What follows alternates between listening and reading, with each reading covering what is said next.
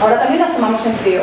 Es decir, en esta cocina innovadora, en esta cocina moderna, no tenemos que seguir una línea como seguíamos antes en la tradicional.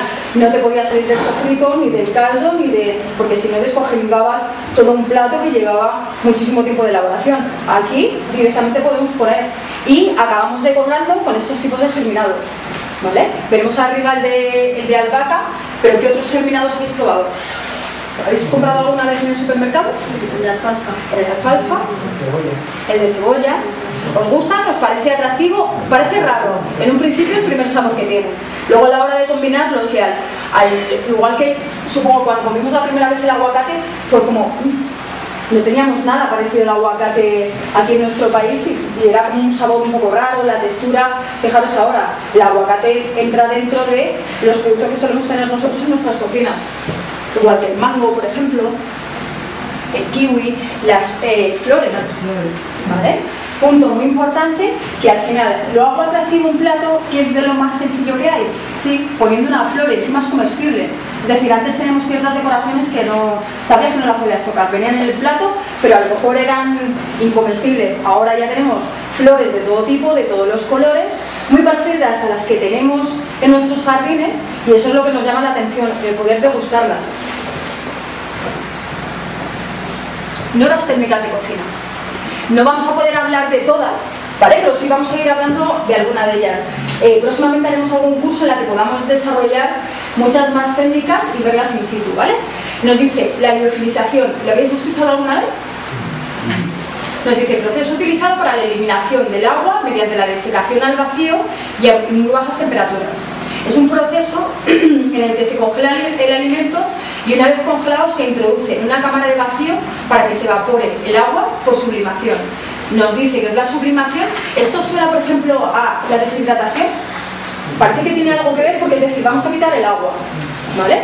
Entonces nos dice que la sublimación es el proceso físico que consiste en el cambio de estado de la materia sólida al estado gaseoso sin pasar por el estado líquido. Se puede llamar de la misma forma al proceso inverso.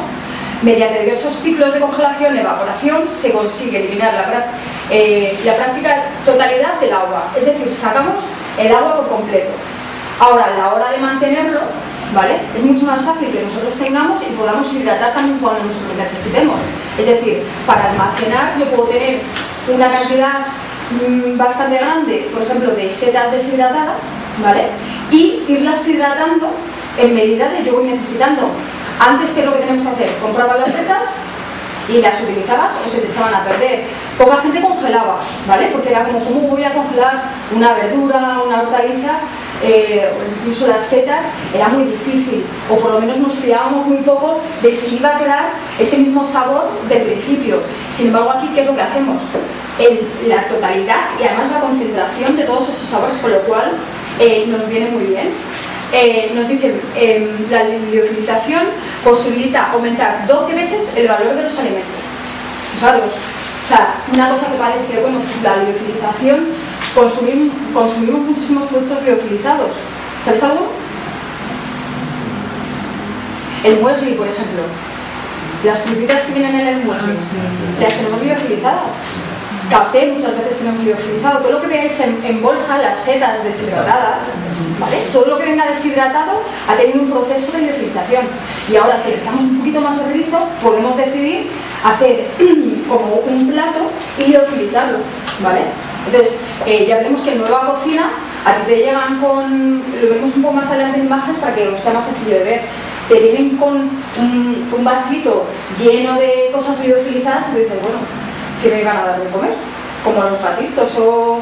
No, te vienen, te echan un poquito de agua, todo eso se hidrata y todos los sabores fluyen dentro de ese agua hirviendo, ¿vale? Y al final, ¿qué es lo que tenemos? Toda la concentración del mismo sabor, es decir, el mismo producto que podíamos haber tenido preparado, hecho por nosotros, a lo mejor cortado por rodajitas y más, pero ya lo tenemos, es decir, es mucho más práctico para nosotros.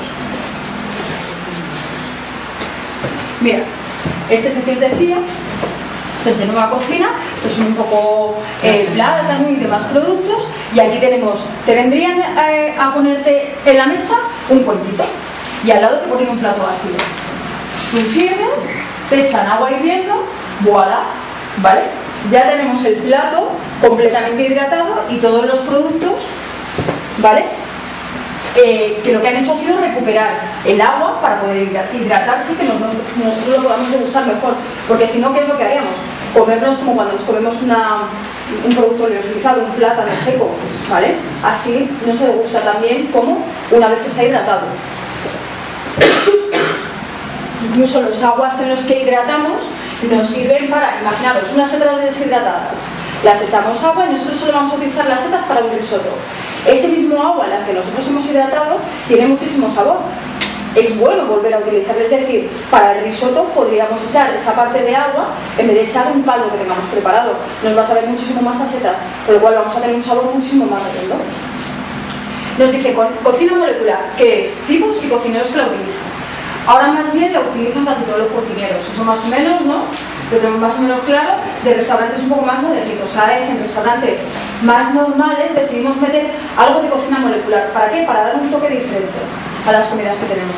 Nos dice, la cocina molecular aplica la ciencia a la práctica culinaria, bien sea introduciendo elementos químicos como el nitrógeno en la elaboración de platos, bien combinando ciertos elementos cuya composición molecular es compatible y tiene relación con las propiedades físico-químicas de los alimentos y los procesos tecnológicos a los que estos se someten, como son el batido, la gelificación y el aumento de la viscosidad, por mencionar solo algunos. Todo ello va a depender de los ingredientes que se seleccionen, las mezclas que se hagan entre ellos y las técnicas que se apliquen. Algunas técnicas de la cocina molecular son, y vamos a empezar a ver, todas. Uy, mirad, aquí nos sale ya los cocineros que lo utilizan. ¿Os suena alguno? Sí. Arriba a la derecha, si suena seguro, ¿no? Abajo Sergiarola. ¿A este chico le conocéis? ¿Os suena? David Núñez, no tiene ni 20 años, ¿vale? Tiene estrella Michelin, un poquito de la cocina, ¿vale? Que ha ido trabajando gratis en muchos restaurantes para adquirir esa formación. Es el jefe de cocina del restaurante Diverso. ¿Suena? ¿Restaurante Diverso? De Madrid.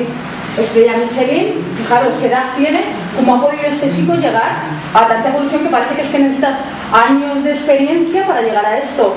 No, él ha entrado en la cocina en un momento en el que él ya tenía esa evolución. Los demás hemos entrado en qué momento, en el que la cocina era tradicional y muchas veces no te podías salir de la cocina. Cuando trabajas en un restaurante decías, ay, si le pongo un poco de esto, y te decía el jefe de cocina, no, mi plato es así y sale así.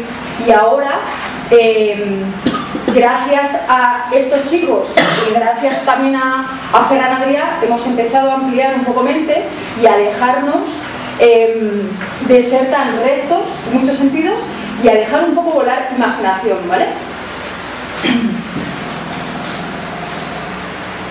Cocina molecular. Mirad, estos suelen ser los kits que se utilizan para poder hacer la cocina molecular. El argín, el calcit, al final vamos a ver unos cuantos de ellos. Posiblemente hagamos algún curso en el que podamos desarrollarnos más y ver cómo actúan. La mayoría son unos gelificantes, es decir, ¿todo el mundo conoce las colas de gelatina? ¿O el agar-agar? ¿Os suena? ¿Eso qué es lo que nos hace? Darnos una consistencia gelatinosa. Ahora mismo con una cucharita de polvitos, ¿vale?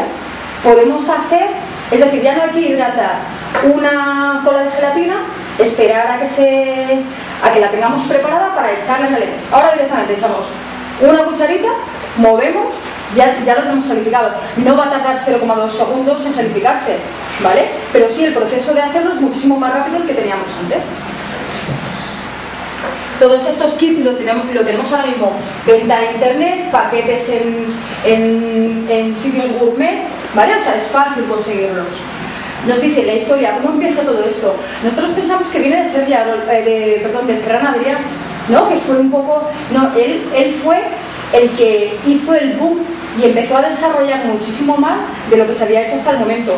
Nos dice que el 14 de marzo del 69, el físico inglés de la Universidad de Oxford, de origen húngaro, llevó a cabo una conferencia para la Sociedad Real denominada El físico en la cocina.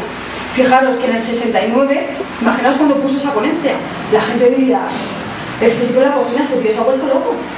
Si los cocineros son los cocineros y ya está, no pueden ser... Parecía como que un físico o un químico no podía meterse en la cocina, cada uno tenía su profesión y nadie se mezclaba. Entonces comenzó su discurso con una frase que refleja la cruda realidad. Pienso con una profunda tristeza sobre nuestra civilización. Mientras medimos la temperatura en la atmósfera de Venus, ignoramos la temperatura dentro de nuestros suflés, ¿vale? Una cosa que, por ejemplo, ahora hacemos, que no tiene un termómetro en el restaurante y es, vamos a ver si está la carne, la pinchas y listo, ¿vale? Antes era un poco de, estará frío, estará caliente, más o menos lo he dejado por este lado o por el otro, yo creo que sí que estará caliente. Salía a la mesa y ya era el cliente el que sabía si estaba caliente o no estaba caliente. Ahora nosotros desde la cocina sacamos y sabemos las temperaturas de todos nuestros platos. De hecho, antes de elaborar ese plato, cuando hacemos la investigación y el desarrollo, ahí lo que estamos haciendo ya es medir las temperaturas y medir a qué temperatura tengo que tener el agua, el horno, en el fuego, cuántos minutos tiene que estar. Nos dice, esto fue el comienzo. Después de años de experimentos, trabajos y estudios, se suma al proyecto el químico francés Helvétiz. Así, en el año 88 dan origen a una nueva ciencia, la gastronomía molecular, ¿vale? ¿En qué año creéis que nos llega a nosotros más o menos esto de la gastronomía molecular? En el 2000, ¿no? 2000 empieza a entrar, ¿vale? Es decir, fijaros, ya lo habían desarrollado mucho antes, pero ninguno de los cocineros veía como que eso iba a ser el futuro. Teníamos mucho miedo de, y si pongo ahora lleno de aire, de espumas y de esferas, ¿va a venir la gente a comerlo? Pues fijaros, los restaurantes que el precio que tienen más alto del menú, por ejemplo, o sea, te dan todo este tipo de cosas. Es verdad que a lo mejor te dan 12 platos, un menú de degustación que dices, ¿puedo o no puedo con ello? Sí, porque te estás tomando un aire, una espumita, ¿vale? Y estás probando de muchísimos platos. No como antes, que era un primer plato, un segundo plato y el postre. Y si te había quedado bien, podías poner el postre, a lo mejor no podías. Mirad, estos son Nicolás y Ger, ¿vale? Sí, uno un poco pilla de locos, ¿vale? Y fueron los que al final se metieron a desarrollar todo esto. Nos dice su investigación se basa en descubrir las reacciones físicas y químicas que ocurren durante la cocción de los alimentos. La idea original fue investigar desde el punto de vista de dos científicos qué es lo que realmente pasa dentro de la olla cuando cocinamos pasta, o porque la verdura pierde su color cuando la cocinamos, o el hecho de que el ingrediente más sencillo como una hoja de espinaca es en realidad un sistema bioquímico muy complejo.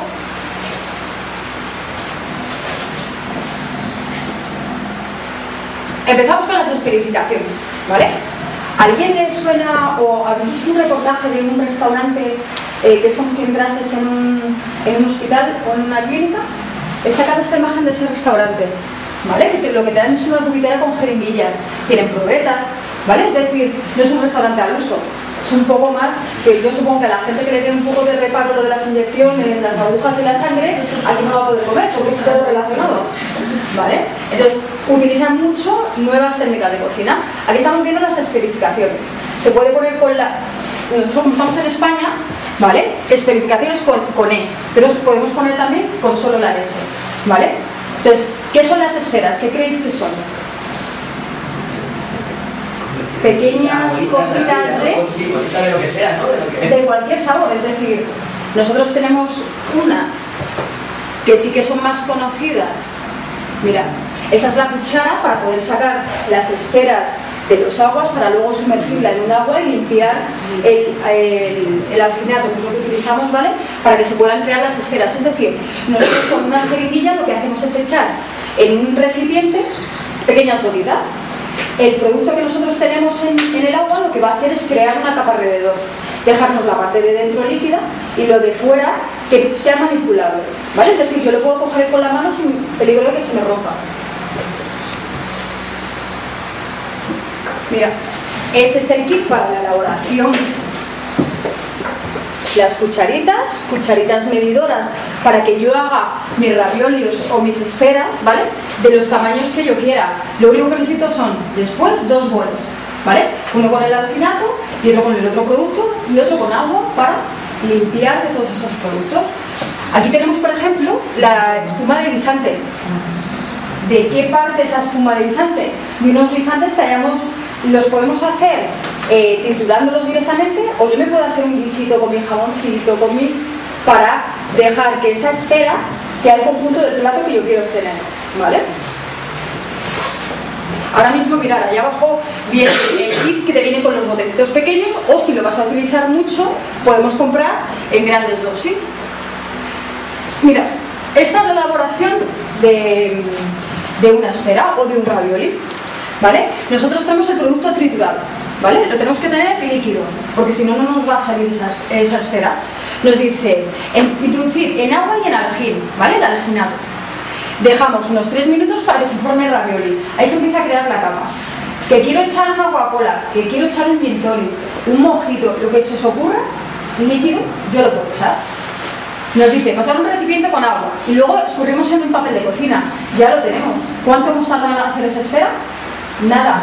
Realmente el precio ahora sí es mucho más asequible de lo que era hace unos años, ¿vale? Entonces nos podemos encontrar a lo mejor que son 30 euros el bote, ¿vale? Del algín, pero ¿cuántas dosis nos da? Pues para tener, depende de lo que lo utilicemos dentro de nuestro restaurante, pero vamos a poder hacer muchísimas esferas con ello, ¿vale? Mira, tengo la esferificación del guisante, otra de mango, ahora no se ve muy bien con la luz los colores, ¿vale? Pero son colores muy intensos, que al final es lo que nos llama la atención. Y aquí tenemos unas perlas de Cointreau, ¿vale? Fresa con Cointreau, eso para qué nos puede servir, tanto como dulce como para salado. Como para la parte en la que vamos a poner la copa, imaginaos que hemos pedido un gin tonic, imaginaos que nos viene una espuma de limón, unos raviolis o unas esferas, ¿vale? En las que yo cuando me lo meto en la boca no es lo mismo que echarle el trago. De repente en la boca tengo toda la concentración de la ginebra del limón, ¿vale? Mirad, estas son las bolitas que utilizamos para comer las ostras, ¿las habéis visto? Llevamos utilizándolas muchísimo tiempo, las esferitas de limón, ¿vale? Lo que pasa es que ahora se ponen más de moda, es decir, era una cosa que nosotros cuando íbamos a comer ostras, sigamos, tú podías comprar el botecito y echártelas. Ahora mismo las podemos fabricar nosotros mismos. Nos dice, cóctel de perlas, que sería este, ¿vale? Se llama cóctel perlas. Luego, esferificaciones de vodka, de todo lo que se os ocurra. Esas, por ejemplo, son solo vodka. Yo lo he hecho en una copa de cóctel y me pongo unas esferitas y a lo mejor me pongo un zumo de naranja, ¿vale? O me hago otra textura diferente con la naranja y así que es lo que tengo, un combinado. Ya tengo un vodka con naranja, pero presentado de otra manera diferente y mucho más original, y que a la gente al final sí le atrae probar este tipo de cosas. El esférico de los guisantes, mirad, ahí tenemos el ajito, el jamón y el guisante, o sea, esta es la evolución, ¿no? Mi cuchara con mis guisantitos y la esfera del guisante. La acompañamos con un poco de salmardo y ya tenemos una cuchara. Aquí tenemos una tabla de dosificaciones, ¿vale? Esta si la necesitáis, si queréis, creo que nos venía, creo que no la copié. Si la